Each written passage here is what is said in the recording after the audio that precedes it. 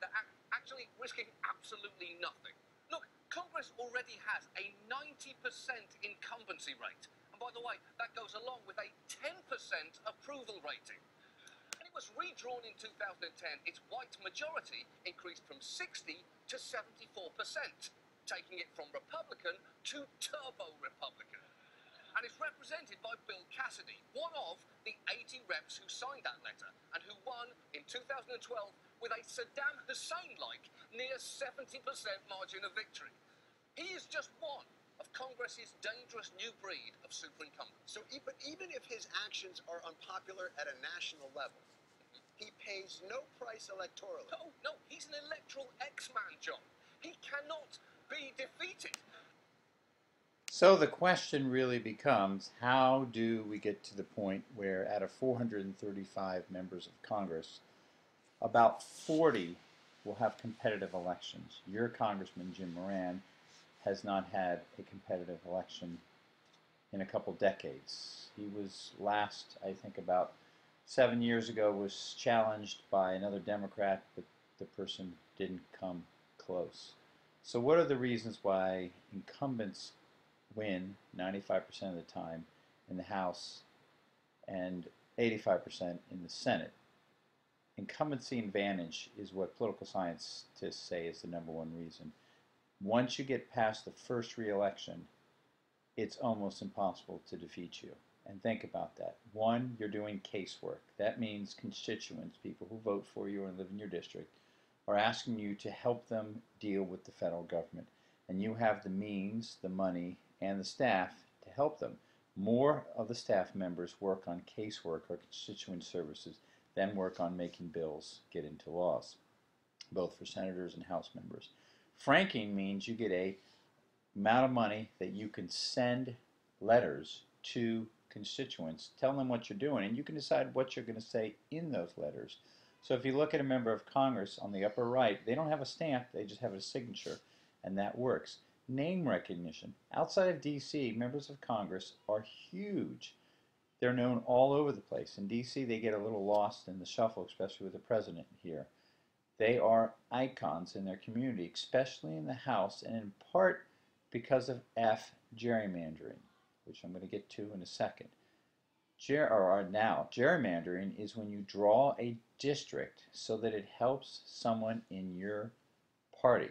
So that is the original gerrymander. It was from Massachusetts in the late 1790s. It was done by Massachusetts Governor Eldridge Gerry, and they said, wow, it looks like a salamander. There are the feet and there is the head.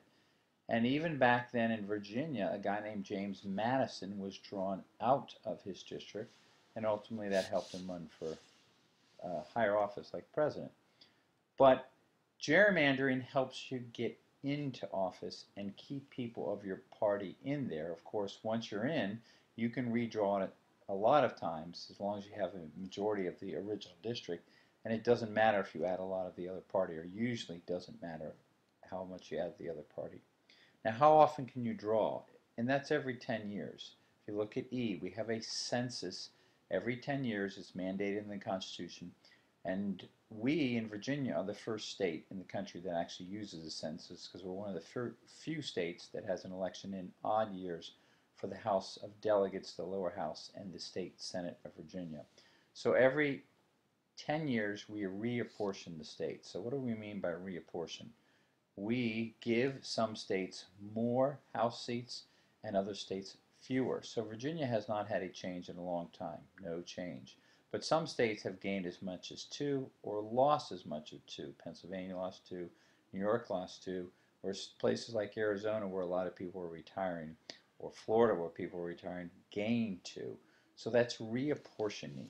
It is not the same as redistricting.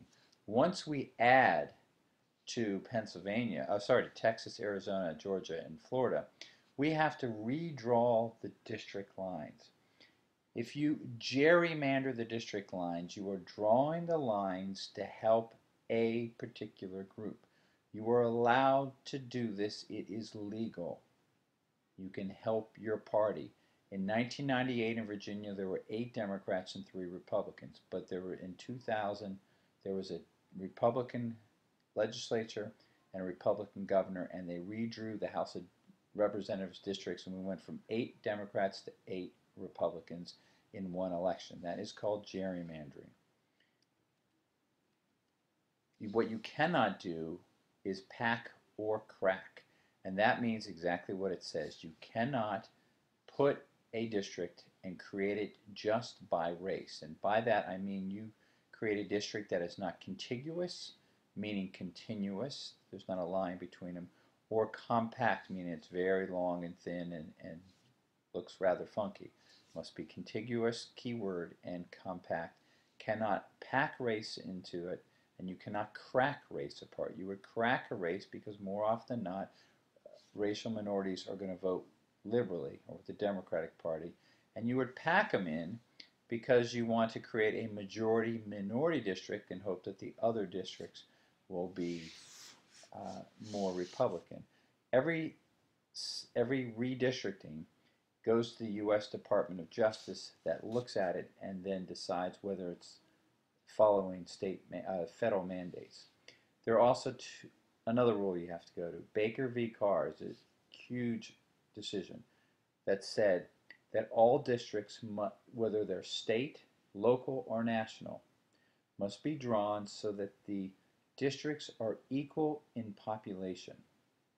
Districts are equal in population as much as you can, knowing, for example, that in the House of Representatives there's at least one in every state.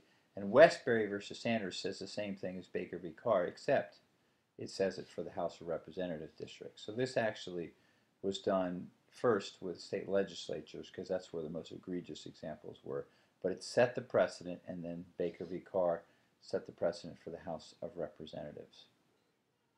So that you can see how we have apportioned 53 in California after 2011, Virginia 13, etc. And again, you can see the colors gained, lost, and no change. So the key difference is apportion comes when you redistribute the seats, and redistrict comes afterwards when you decide where the boundaries are. That's it.